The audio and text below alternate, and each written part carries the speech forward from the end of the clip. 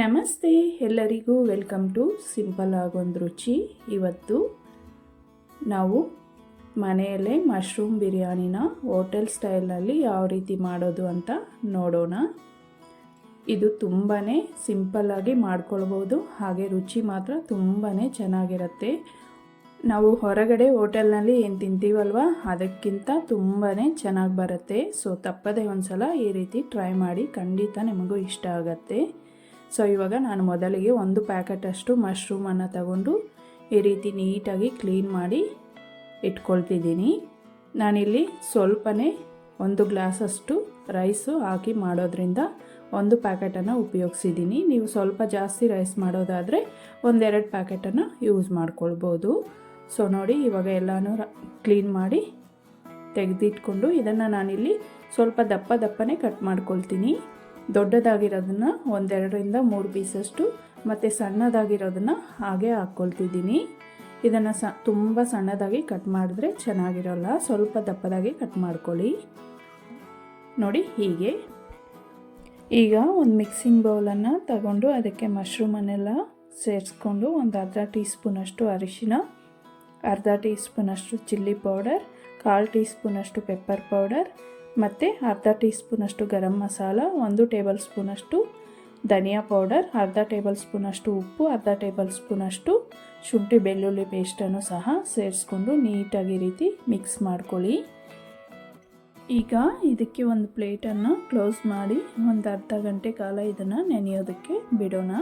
ಅಷ್ಟರಲ್ಲಿ ನಾವು ಅಕ್ಕಿನೂ ಸಹ ತೊಳೆದು ನೆನೆಸಿ ಇಟ್ಕೊಳ್ಳೋಣ. ನಾನಿಲ್ಲಿ 1 ಗ್ಲಾಸಷ್ಟು ನಾರ್ಮಲಾಗಿ ನಾವು ಮನೆಯಲ್ಲಿ ರೈಸ್ ಮಾಡೋಕ್ಕೆ ಉಪಯೋಗಿಸೋವಂಥ ಅಕ್ಕಿನೇ ಉಪಯೋಗಿಸ್ತಿದ್ದೀನಿ. ನೀವು ಬೇಕಾದರೆ ಬಾಸುಮತಿ ರೈಸಲ್ಲೂ ಸಹ ಮಾಡ್ಕೊಳ್ಬೋದು.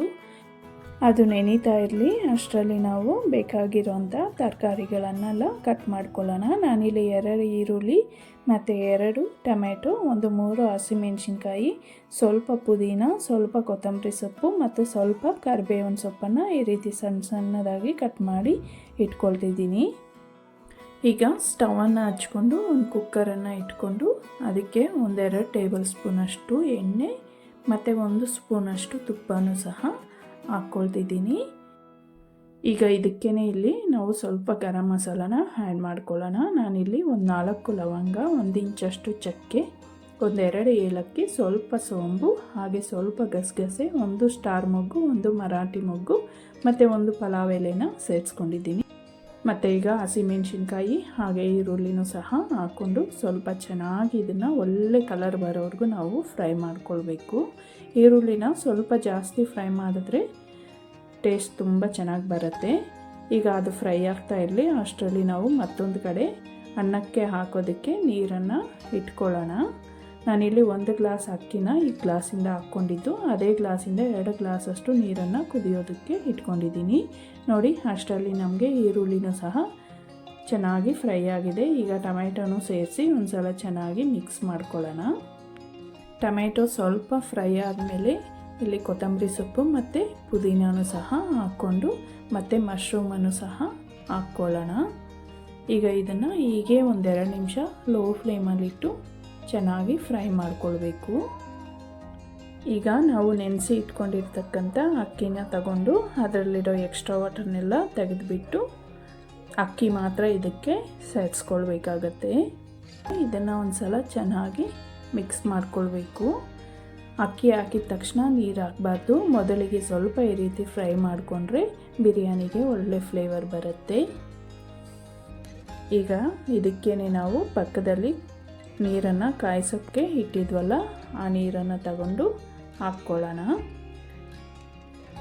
ಈಗ ಒಂದು ಸಲ ಚೆನ್ನಾಗಿ ಮಿಕ್ಸ್ ಮಾಡಿಕೊಂಡು ಈ ರೀತಿ ಕುದೀತಾ ಇರಬೇಕಾದ್ರೆ ಒಂದು ಸಲ ಉಪ್ಪು ಖಾರ ಎಲ್ಲ ಸರಿ ಇದೆಯಾ ಅಂತ ಚೆಕ್ ಮಾಡಿಕೊಂಡು ಏನಾದರೂ ಹಾಕಬೇಕಂದ್ರೆ ಹಾಕಿ ಅಡ್ಜಸ್ಟ್ ಮಾಡ್ಕೊಳ್ಳಿ. ಇಲ್ಲಿ ನನಗೆ ಸ್ವಲ್ಪ ಉಪ್ಪು ಮತ್ತು ಸ್ವಲ್ಪ ಖಾರ ಕಮ್ಮಿ ಇದೆ, ಅದಕ್ಕೋಸ್ಕರ ಸೇರಿಸ್ಕೊಳ್ತಿದ್ದೀನಿ. ಈಗ ಈ ರೀತಿ ಕುದೀತಾ ಇರಬೇಕಾದ್ರೆ ಮಾತ್ರ ನಾವು ಲಿಡ್ಡನ್ನು ಕ್ಲೋಸ್ ಮಾಡಬೇಕು. ಈ ರೀತಿ ಕುದೀತಾ ಇರಬೇಕಾದ್ರೆ ಲಿಡ್ಡನ್ನು ಕ್ಲೋಸ್ ಮಾಡಿದ್ರೆ ನಮಗೆ ಅನ್ನ ತಳ ಹಿಡಿದೇ ಬರುತ್ತೆ.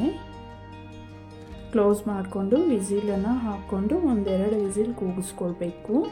ಕೂಗಿಸ್ಕೊಂಡು 2 ವಿಸಿಲ್ ಬಂದಮೇಲೆ ಸ್ಟವನ್ನು ಆಫ್ ಮಾಡಿಕೊಂಡು ಅದರ ಪ್ರೆಷರೆಲ್ಲ ಕಂಪ್ಲೀಟಾಗಿ ಹೋಗೋವರೆಗೂ ವೆಯ್ಟ್ ಮಾಡಿ ನಂತರ ನಾವು ಓಪನ್ ಮಾಡಿ ನೋಡೋಣ. ವಾವ್, ನೋಡಿ ಎಷ್ಟು ಚೆನ್ನಾಗಿ ಬಂದಿದೆ ಅಲ್ವಾ. ತುಂಬಾ ರುಚಿಯಾಗಿರುತ್ತೆ, ಹಾಗೆ ಮಾಡೋದು ಸಹ ತುಂಬಾ ಈಸಿ. ಸೊ ತಪ್ಪದೆ ಒಂದು ಸಲ ಟ್ರೈ ಮಾಡಿ ನೋಡಿ, ನಿಮಗೂ ಸಹ ಖಂಡಿತ ಇಷ್ಟ ಆಗುತ್ತೆ. ತುಂಬಾ ಎಕ್ಸಲೆಂಟ್ ಆಗಿರುತ್ತೆ. ಸೊ ನಾನಿಲ್ಲಿ ಸ್ವಲ್ಪ ಮೊಸರನ್ನ ಇಟ್ಟು ಸರ್ವ್ ಮಾಡ್ಕೊಳ್ತಿದ್ದೀನಿ. ಮೊಸರಿಗೆ ಸ್ವಲ್ಪ ಚಿಲ್ಲಿ ಫ್ಲೇಕ್ಸು, ಸ್ವಲ್ಪ ಪೆಪ್ಪರ್ ಪೌಡರ್, ಹಾಗೆ ಸ್ವಲ್ಪ ಉಪ್ಪನ್ನು ಹಾಕ್ಕೊಳ್ತಿದ್ದೀನಿ. ಸೊ ನೋಡಿದ್ರಲ್ಲ ಎಷ್ಟು ಚೆನ್ನಾಗಿ ಬಂದಿದೆ ಅಂತ. ಸೊ ಫ್ರೆಂಡ್ಸ್, ಮತ್ತಷ್ಟು ಸಿಂಪಲ್ ಟೇಸ್ಟಿ ರೆಸಿಪೀಸ್ಗೋಸ್ಕರ ಸಿಂಪಲ್ ಆಗೊಂದು ರುಚಿ ಚಾನಲನ್ನು ತಪ್ಪದೆ ಸಬ್ಸ್ಕ್ರೈಬ್ ಮಾಡ್ಕೊಳ್ಳಿ. ಹಾಗೆ ಪಕ್ಕದಲ್ಲಿರೋ ಬೆಲ್ ಬಟನನ್ನು ಕ್ಲಿಕ್ ಮಾಡಿ. ವಿಡಿಯೋ ಇಷ್ಟ ಆಗಿದ್ದರೆ ಪ್ಲೀಸ್ ಒಂದು ಲೈಕ್ ಕೊಡೋದನ್ನು ಮರಿಬೇಡಿ. Thank you for watching.